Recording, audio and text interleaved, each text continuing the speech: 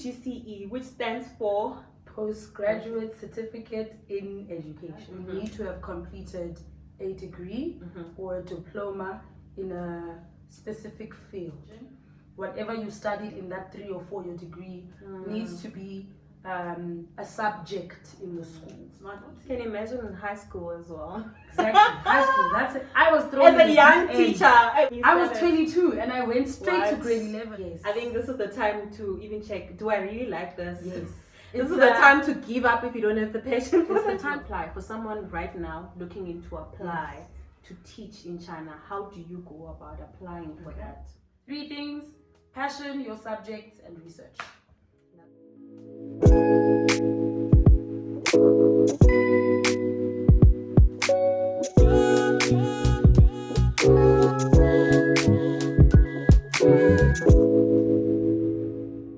Hi guys, welcome back to my YouTube channel.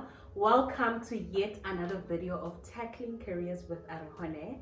Guys, I know I said you'll have more of these in 2023 and I'm only coming back now, but I promise I'm back for good now.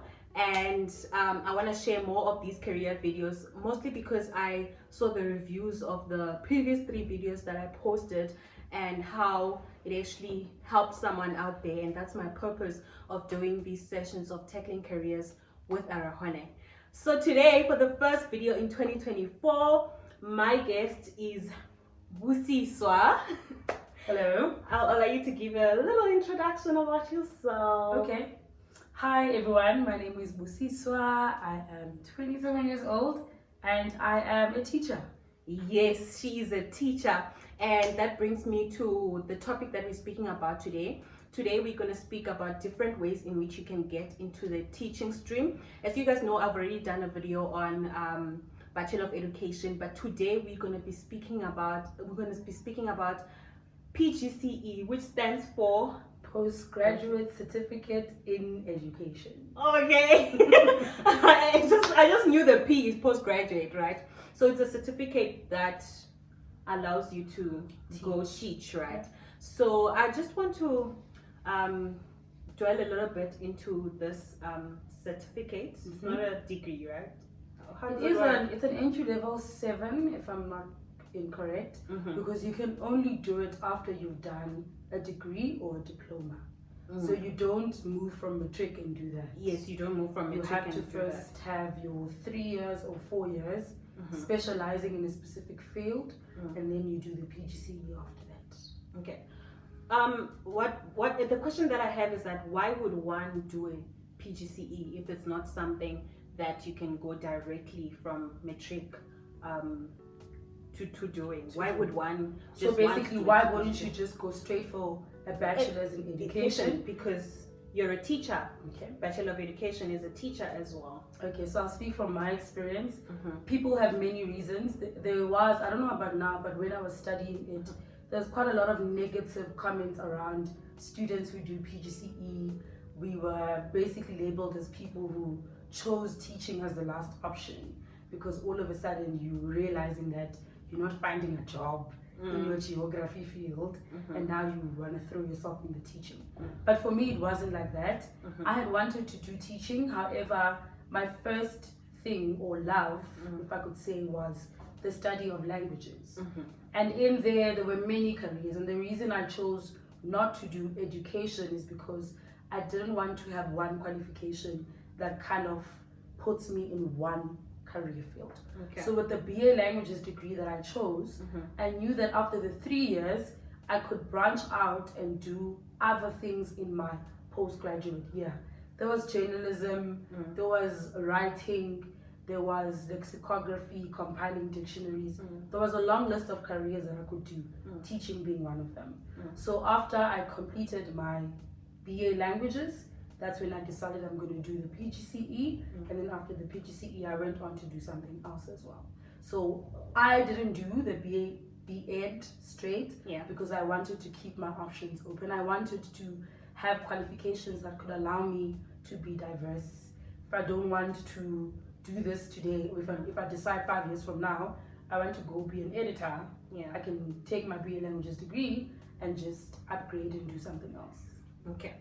All right, but correct me if I'm wrong. One can also do it if they're finding difficulties to find their jobs in their stream. Since Yes. it's One of the main course. reasons, it's not a lie that a lot of people realize 3 years after doing medical sciences or 3 years after doing your BA General, you realize that it's very difficult to get into the jobs, the few jobs that are in those fields, and then you realize that, okay, I can do teaching. A lot of people have actually went to do PGCE because they could not find jobs.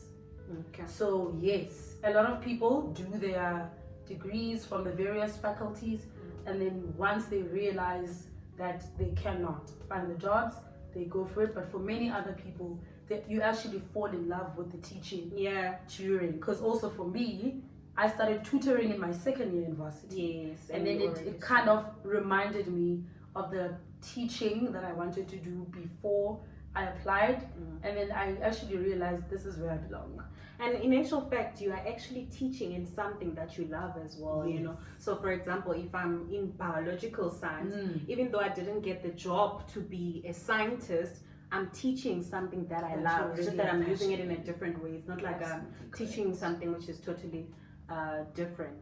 I just want to get to the requirements for someone who wants to do a PGCE. So where can you study it? Is it everywhere, colleges, varsity? What are the requirements? You can share, you can give an example with the university that you went to or college. Okay.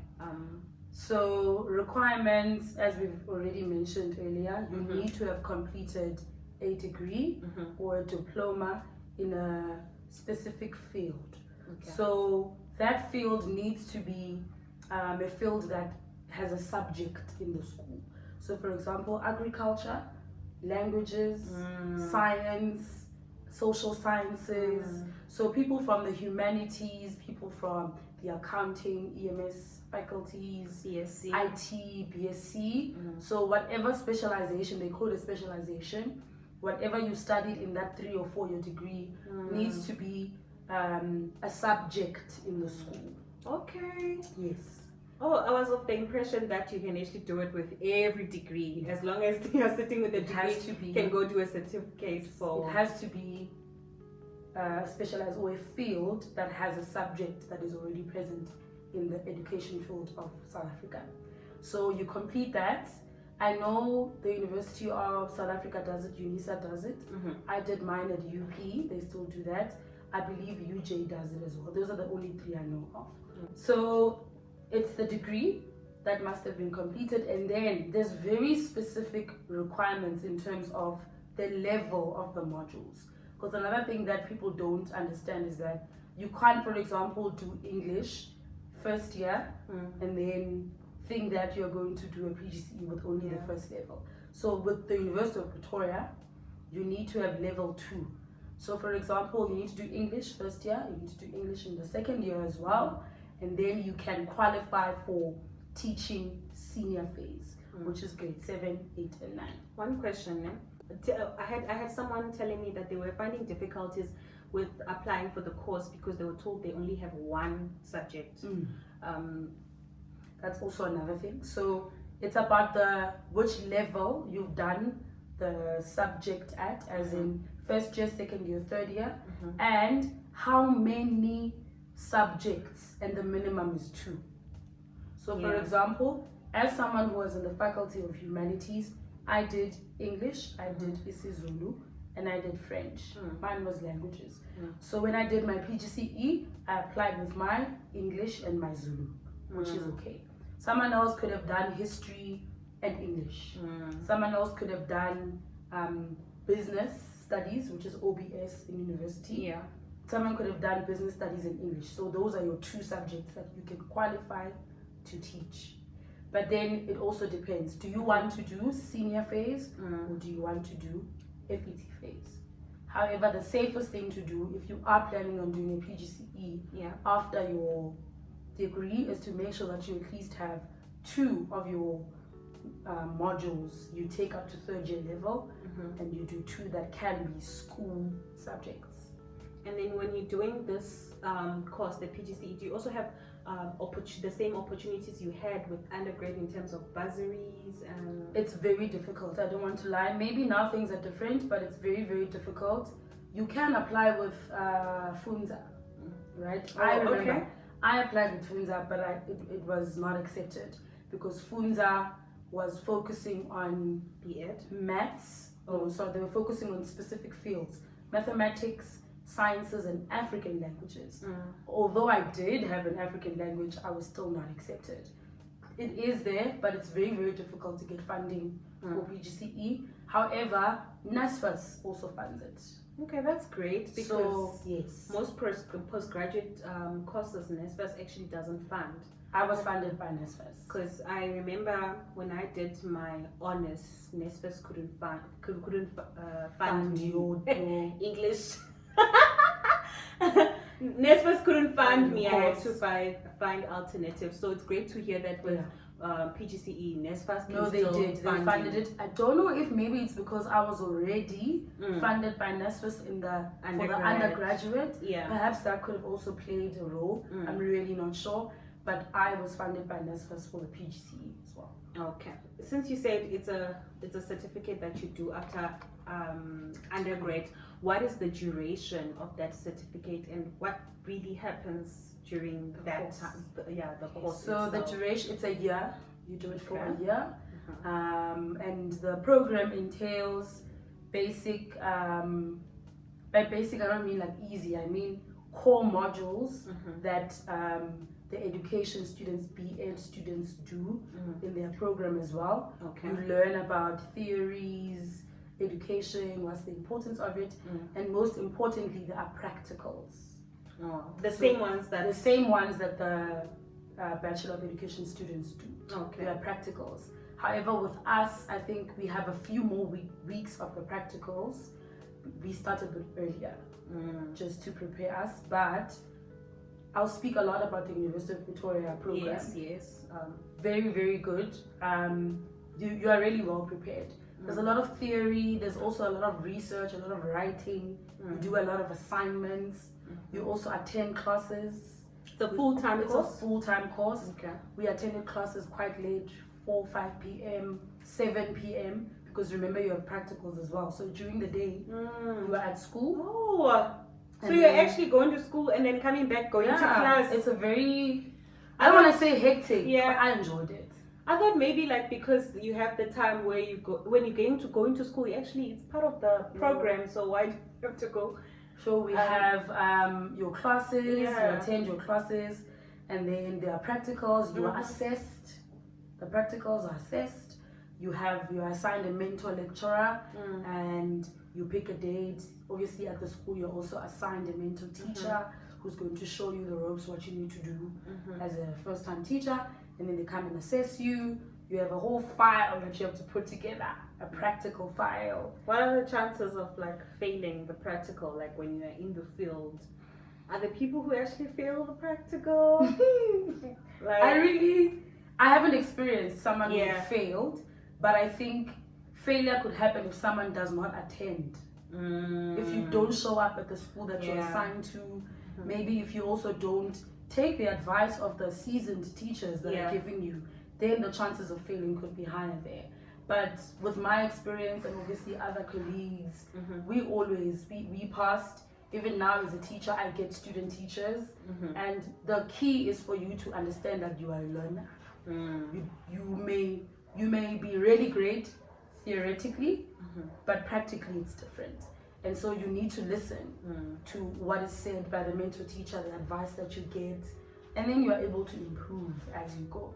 Teaching is not easy. I don't want to lie. Like a lot of people really think it's easy. It's not easy. Can you imagine in high school as well? Exactly. High school, that's it. I was thrown as a young teacher. How old were you when you started? I was 22 and I went straight to grade 11. First practical. No way. Straight to grade 11. However, that cliche thing of passion, it really works. Like you need to be, I don't want to say need to be, but you have to at least have. I mean, the first guest I had who spoke about education was speaking about the same thing. Yeah. That, you know, when it comes to teaching, you need to be intentional. You need the to be passion very needs intentional. to be there. Like, you need to be very intentional. And so Yes, chances of failing are there, but honestly, I don't want to lie. It's a people job. Yeah. And if you understand that, I'm here to learn as well. Yeah. Yes, I'm a teacher, but I'm also here to learn from the kids, from the teachers who've been there for long enough. Yeah. Then you get to improve as well. And when you're working for these schools, does this guarantee you a job at the school? I'm just Absolutely wondering not. because now you're spending a couple of weeks there. Absolutely not. You're not guaranteed a job. It's a reality check. You get to understand that I need This to. is what I'll be doing. Yes. I think this is the time to even check, do I really like this? Yes. This is the time to give up if you don't have the patience. It's the time to get. For the learners. Funny story. Yeah. We had a student teacher for 2 days. What? Third day, she left. What happened? She said she couldn't do it. She realized that. Johnny. So what she's saying is correct. That practical period, I Yeah. think it's about 8 weeks. Yeah. You do it twice. It's 8 weeks in the second term. Uh-huh. Depends on the university, of course. And then another 4 weeks. You have to go to 2 schools. Some people realize right there and then, this is not for me. Serious. And I applaud them for that, honestly. Because Yeah. if you can't survive 4 weeks, then what about the rest of your life? Or what about the Dealing next 5 with years of kids your life? from different backgrounds and having to adapt and So it doesn't guarantee you a job. However, it's a great way to start marketing. For example, with me, at my first practical school, Yeah. that's where I got my first job from. You need to take it seriously. You are basically give practical interview. Yeah. You are there, you need to work. Show your You passion. need to be early. You need to, everything must, in fact, your work ethic must speak for you so that by the time you leave, they ask for your CV and you leave your CV there. And when many schools, when they do that, they don't even interview you any longer because they've already seen your work ethic. They've already seen what kind of an employee you are. They just take your CV and then they tell you when a post opens, we'll call you. And they really do. It's like when you're an intern, but It's different. Okay. It's basically that. Okay. It's basically an internship. We just work don't get hard paid when for we're it. interns. We wanna because we want that permanent job. We don't wanna. It's basically an internship. You just don't get paid for it, unfortunately. Okay. So when you're done with the PGCE, right? I want to compare it with BEd, like Bachelor of Education. The opportunities of getting a job. Yeah. How is that? Is it the same? Is it different? Or you can just speak because solely based on PGCE as well. But if you do know as compared to BEd, I think that will also help. Right. In my experience, I think honestly what matters is subjects. To me, it's not about BEd and PGCE, although some schools have preferences. However, perhaps the preference of BEd students over PGCE students also comes from the fact that BEd students start their practicals already in their first year. So they have their practicals first, second year, third year, and fourth year. But with PGCE, you only do your practicals for 1 year. I know previously, BEd students didn't do practicals in the first, second, and third year. But now, they actually start them very early. So I understand why some schools would prefer BEd students over PGCE students. And that's why there's a thing between them. However, my honest opinion is it's all about the subjects and the schools you apply and the to. passion you have for what you'll do. Because you could come with your PGCE and you did your geography at your intense level, but can you teach it? Can you help a child understand the concept? You might have knowledge of that, but not the method exactly of the teaching. I might know this, but maybe I'm not as good as someone else with to teach the actual concept. So schools have preferences, but honestly, for me, it's the subjects, because there are subjects that are scarce in terms of the teachers. For example, hospitality. It's very hard to find hospitality teachers. There's always a lot of English posts. I don't know why. That's great. There's always a lot of English posts. There's always quite a lot of what's the other sciences. There's also quite a lot of science posts. So when people are picking their subjects, they must also be very wise. Obviously, passion number one, but you must also look which subjects are more, I don't want to say popular, but which posts are usually. But how would they know? Because sometimes when you do the degree, you're not initially thinking about PGCE. after the degree. After the degree. Yes. Before you apply for the degree, research. You have to. Yes. Oh, do you get my question? yes, I'm yes, doing yes. the degree thinking I'm going to be a scientist. And then so I wouldn't that, know how to research for PGCE because you haven't decided afterwards that. But anyways, it's opening my mind into something. Yeah, it's a tricky one, but I don't it's want opening to lie. my mind into something. And like, okay, you can. People also need to be aware that you need to be very flexible, because also your subject may be available. Your subject post may be available in Limpopo, and you don't want to move to Limpopo. A lot of people who are sitting at home with their B.Ed degrees, PGCEs, because they don't want to relocate. And it's something that people don't want to talk about. People will say, I'm sitting at home with my degree, but they don't want to explain, I'm sitting because my mathematics post is in Limpopo, and I don't want to move to Limpopo. I want to teach at this prestigious school here in Pretoria, but I'm struggling to find a post here. And no one wants to make that huge jump or the sacrifice of going to teach. But my question always is, how will you network when you're sitting at home? There's no way. If it means that maybe I must go and teach in Durban for 4 months and network, that's where I'm going to hear about more posts coming out.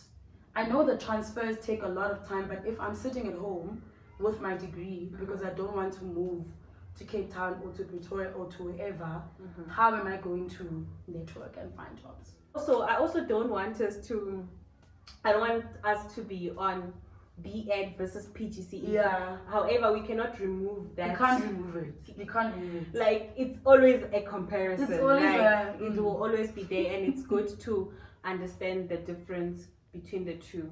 So, PGCE or B.Ed, you all become a teacher. We all become teachers. And I believe there's no one that's better than the other, in my opinion. As we said, very important, passion, subjects.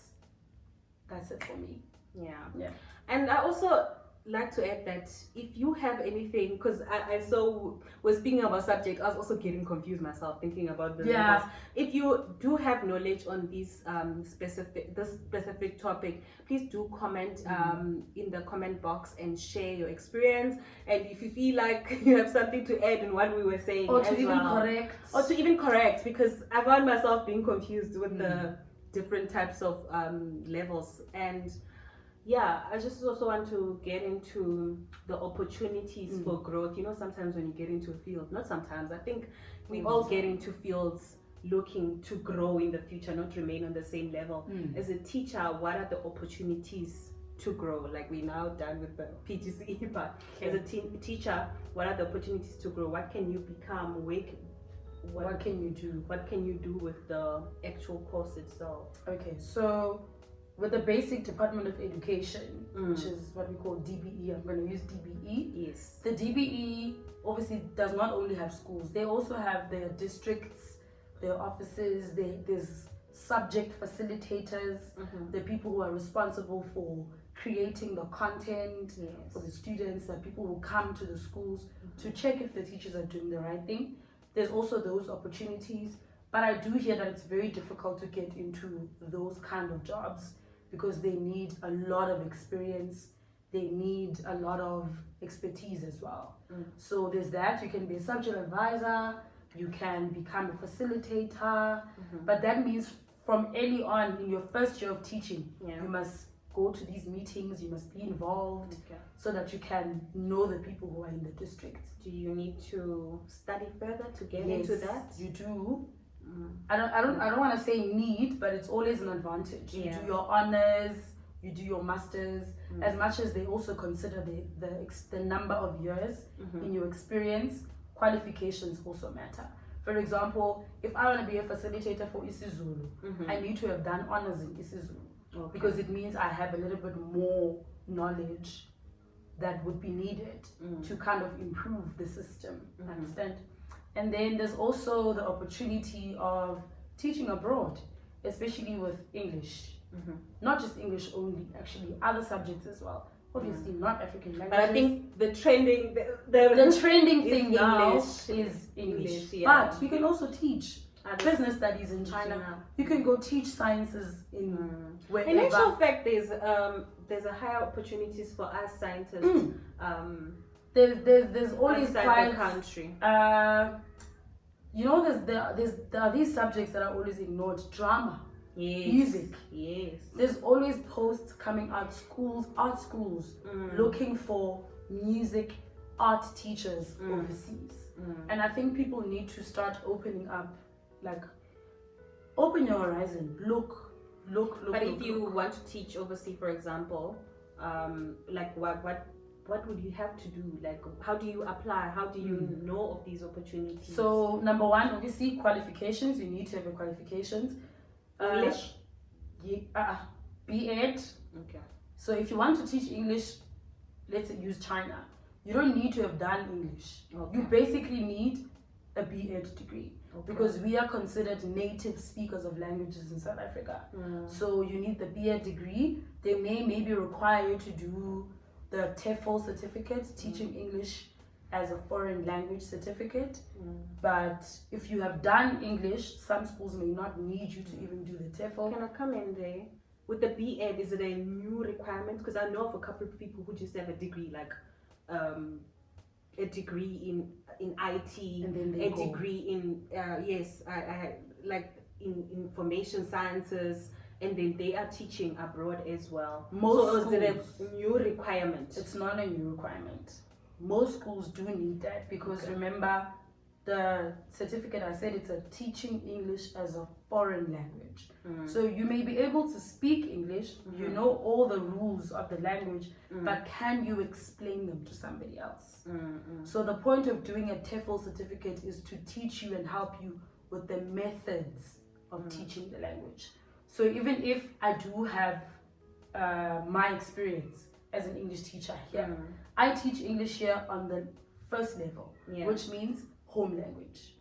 And it's not the same way that I would explain to a child who's been speaking English for their whole life to a child who has never spoken a word in English. So I need to learn the methods of how do I explain to a child who has spoken English what a noun is, and a child who has never spoken English what a noun is.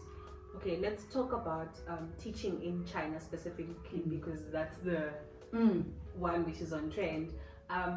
How do you apply for someone right now looking into apply to teach in China? How do you go about applying for that? So you need to there are agencies, so you can go about it through the agencies, or you can just Google.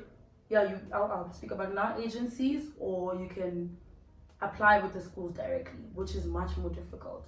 So basically, on Facebook, on Instagram, there are these agencies have accounts where you can DM them, you can even get their emails, you can even get the websites of the schools that they advertise.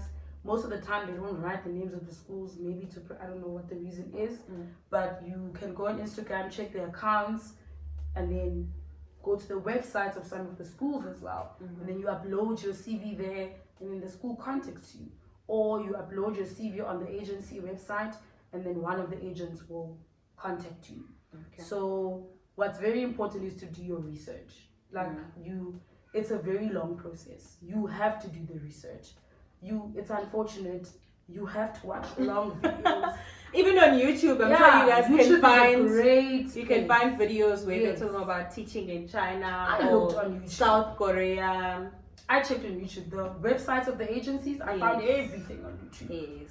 Everything on YouTube. And as I said, you have to watch. You have to sit and watch the 20-minute video. You have to go through the websites. You have to read reviews. You have to do it. Otherwise, you will not be satisfied with the information. And she's talking from experience. I'm speaking from experience. Okay, I just want to, before we end this, because it's getting a little bit long, I just want to go back to, we're talking about growing as a teacher, right? We went abroad. Now, within the school, let's say you're in this one school, the levels of growing, like head of department, principal, how do you get there? Like, let's just end it off with you telling me, within the school, That one is very challenging. So I'll speak on the public school platform and the private school different platform, because it's a bit different. On the private school level, it's quite quicker to level up, if I may use that term. So with the private school, there are requirements, but the requirements are not as rigid as the Department of Education. So let's say, for example, in a private school, I can get in, and then in 5 years' time, depending on my work ethic, my experience, and what I put into the company, I can be made an HOD. But there's a requirement 4 years of having taught those grades. Let's say, for example, I teach English grade 10, grade 11, grade 12 for 4 years. I qualified to become a head of department. But you still need to wait for a post. But I need to wait for a post. Even in the DBE public school, 4 years qualifies me to apply for the post. However, people can correct me if I'm wrong. It's very rare. All right. That you find in a public school HODs that are as young as us. Even though it's very sad, actually. Is it more based on experience? Age, experience, who you know. You know our country. Like, it's very sad.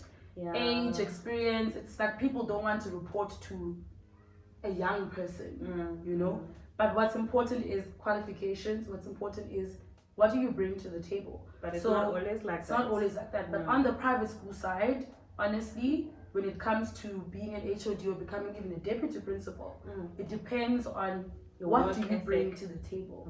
If my skills show that at 36 years old, I can become a principal, they can appoint me. But at the Department of Education, it kind of becomes a bit, what are those things? Are you part of this committee or that committee? Or that? There are a lot of hidden requirements that people don't really want to highlight. So yes, you can become an HOD, you can become a deputy principal, and you can become a principal.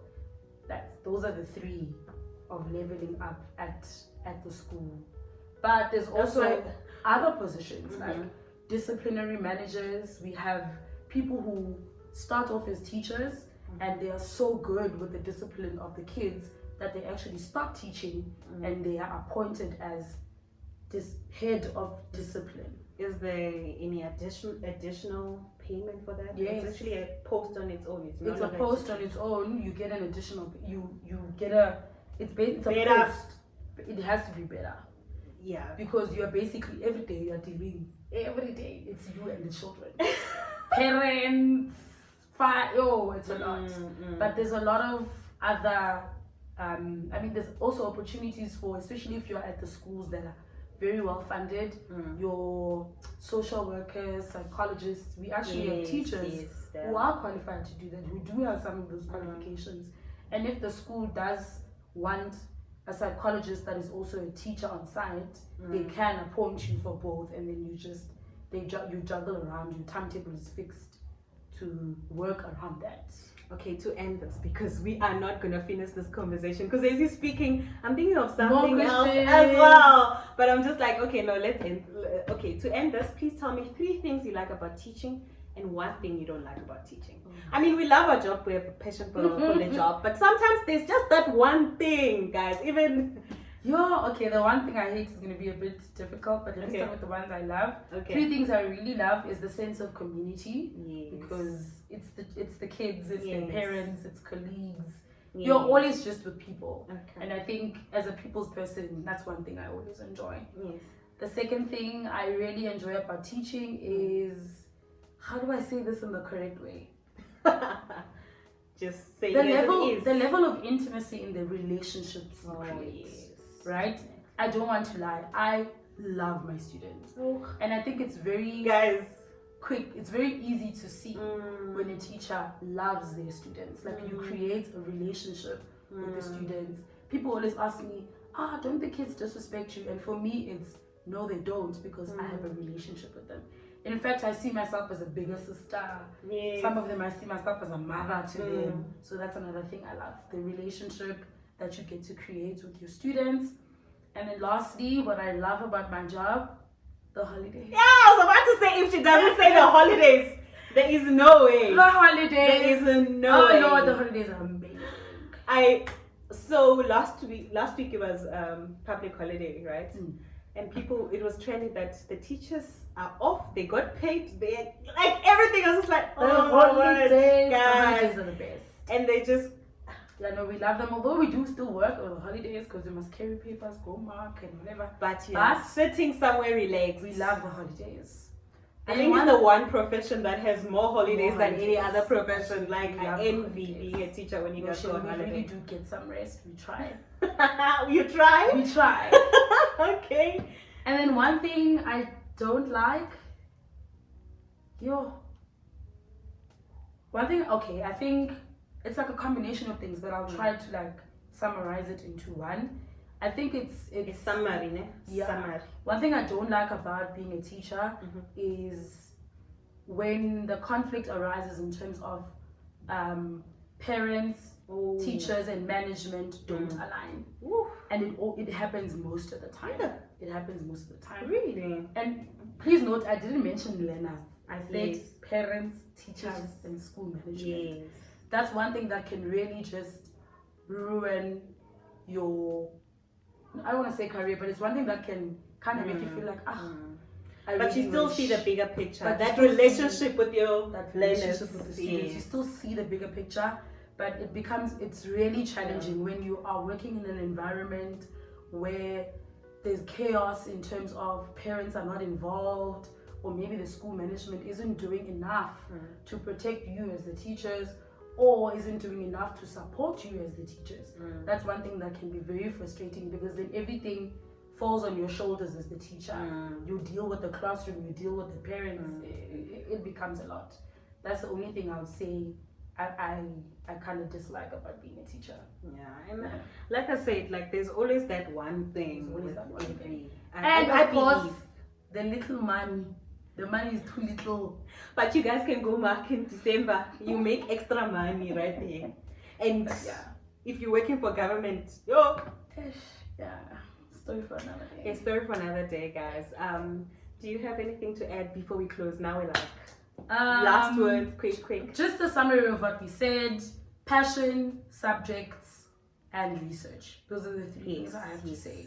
You must be passionate about it because it's a very difficult career to get into.